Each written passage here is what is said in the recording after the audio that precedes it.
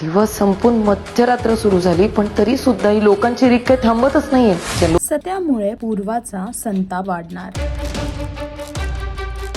Inspector Manju या मालिकेमध्ये पूर्वा आणि मंजू दोघेही पोलीस स्टेशनमध्ये लेट नाईट काम करताना दिसत आहेत.